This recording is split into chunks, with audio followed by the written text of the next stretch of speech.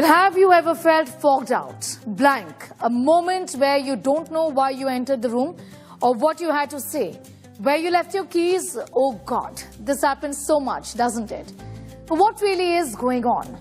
One would say, I'm becoming old and all that, but there is actually more to these memory lapses than what you and I think. I explore in this report.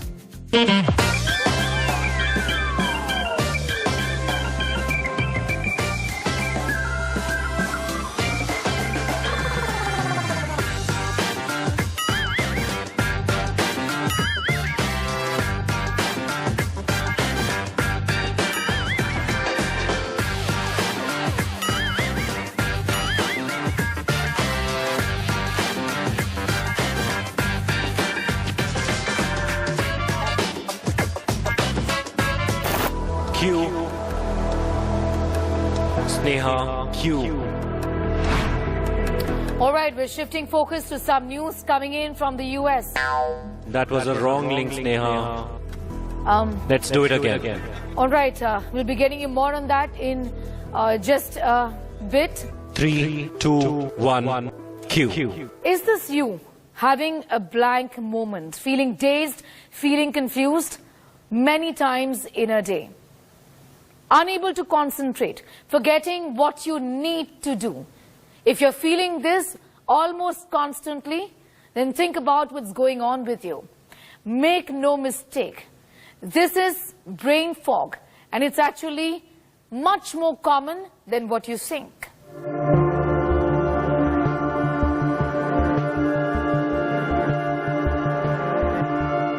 Lack of sleep is the #1 reason behind it.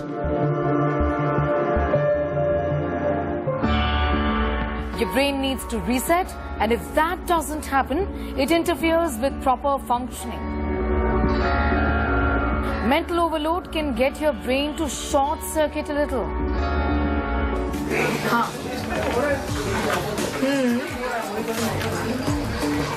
Yes. Wait, you're on loudspeaker. You're on loudspeaker. Tell me. Sneha, are you listening? I'm listening. What did you say? Contrary to what is presumed, multitasking is actually not cool. Lack of key nutrients like vitamin B, omega, and iron can impact cognition.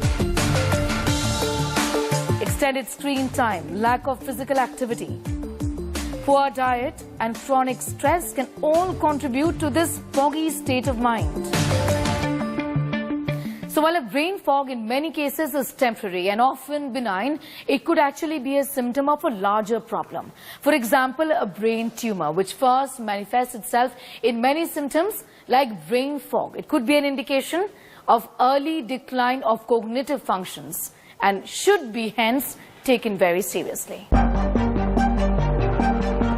COVID and the after impact of it is also seen as a problem. Research suggests that it has a deeper impact on our cognitive functions than what we think. Chronic fatigue again is something that has a deep link with brain fog.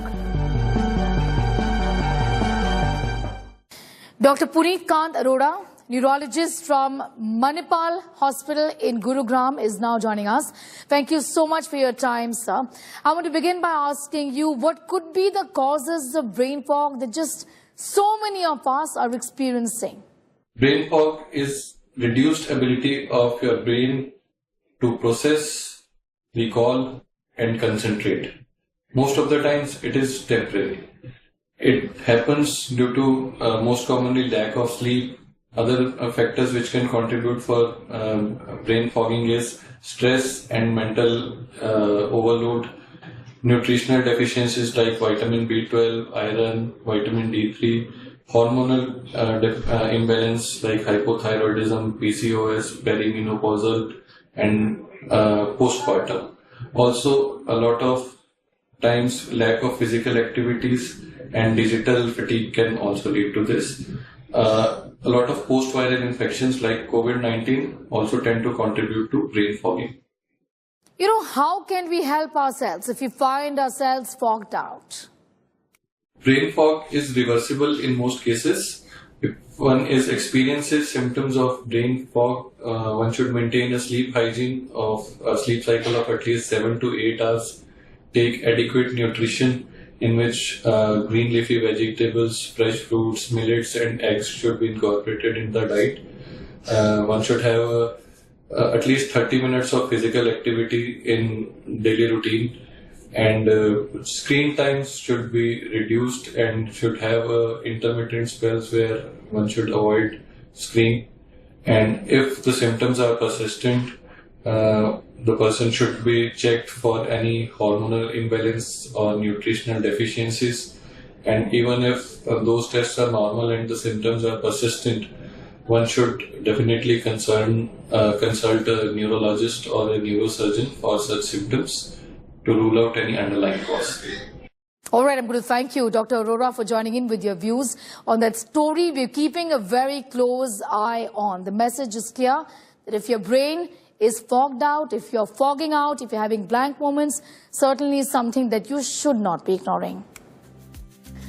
What do you do when you feel angry, frustrated? Leave the room, count till 10, go for a walk, or meditate? Well, what if I told you that some people go into a rage room and break things? Well, can't believe me? Watch this report.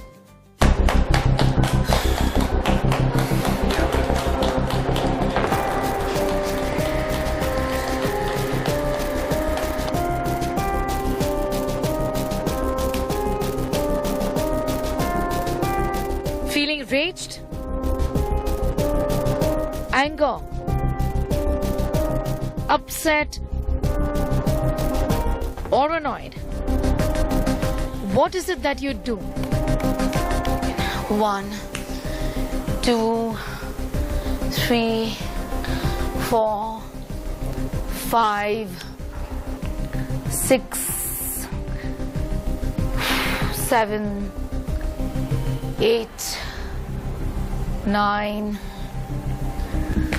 10.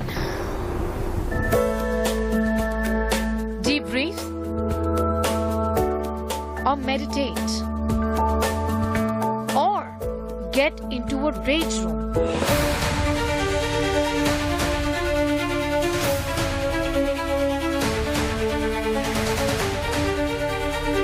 You heard that right. Rage is a common emotion, common enough for entrepreneurs to sell the art of venting it.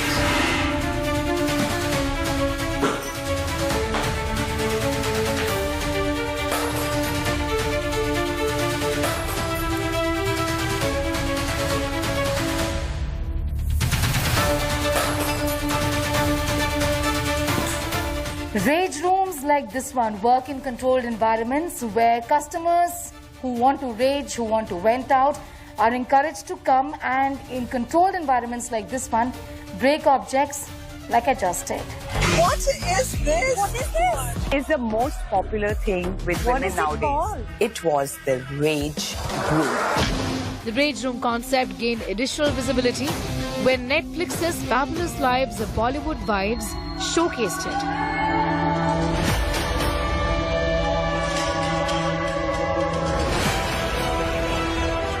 So why are rage rooms becoming popular? So I saw a few trending reels on Instagram. So I just wanted to try it. I just wanted to explore like some ways to vent out my stress. So I think it's a great way to manage my stress now. Let's get you an overview of the rage rooms market in India.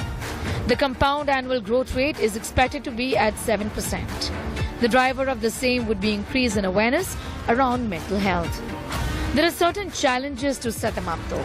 This includes safety equipment cost and safety regulations. The global growth of this market is also projected to be at the rate of 6.74%.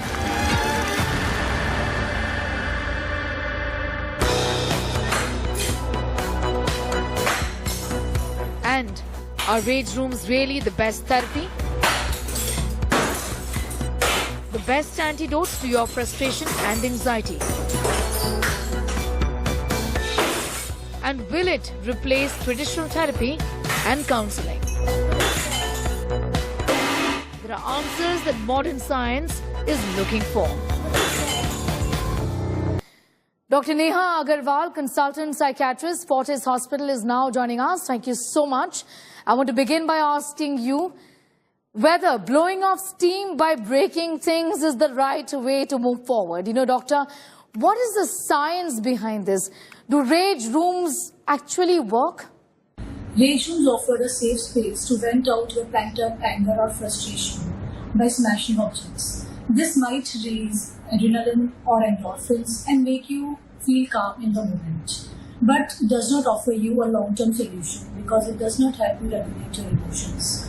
Also, repeatedly showing aggressive behaviors can reinforce aggression when you are angry. So, we do not recommend rage rooms for a long term, but yes, short term it can give you a high or calmness just as you break things when you are angry, but it is not a solution.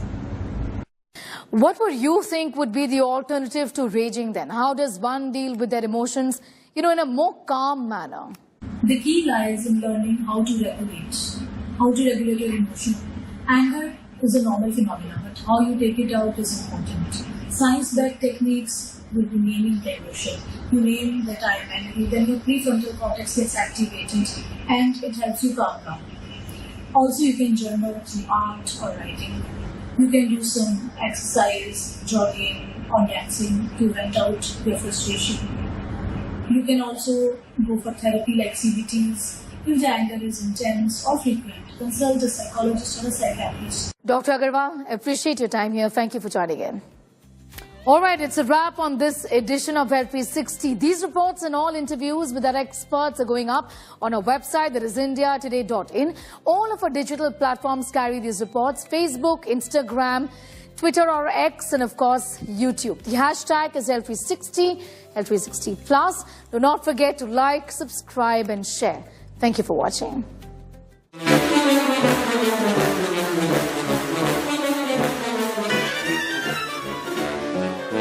These are my lines.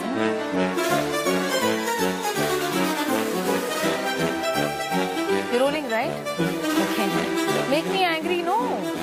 Mic लगा दे. 3, 2, 1. Mic लगा दे.